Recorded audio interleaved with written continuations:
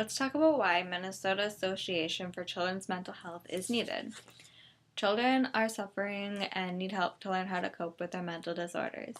Teens and young adults are more widely known for having an eating disorder, but with numbers increasing, children as young as 4 and 5-year-olds are engaging in dieting. 40% of 9-year-olds have already started to diet. Young boys are also developing eating disorders. Between 10 and 20% of adolescent boys have an eating disorder. Adolescents can also develop an eating disorder if they engage in sports such as gymnastics and wrestling because of how competitive they are.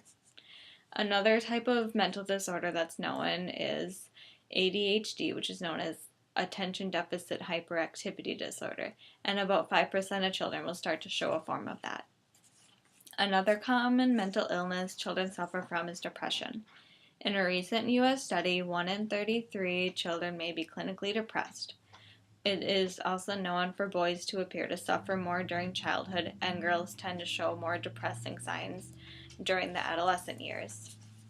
Mental health professionals believe depression is biological, which means that if depression runs in the family, chances are that child will develop it as well.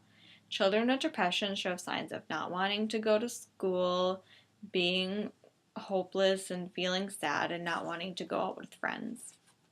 Getting help at an early age is important because it is the most beneficial to acknowledge the disorder before it can increase with time and make matters worse.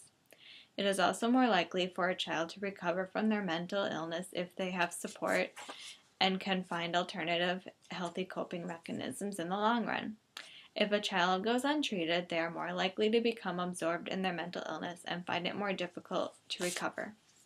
Personally, since I have relapsed many times from being through recovery of an eating disorder, I know that it is very difficult to overcome. Fortunately, I was lucky enough to have noticed I was developing an eating disorder and was sent to treatment for guidance. From experience, relapsing is what feels like the worst thing in the world because it starts out with a lapse and sometimes quickly escalates into engaging into old unhealthy habits. For me, it was not eating.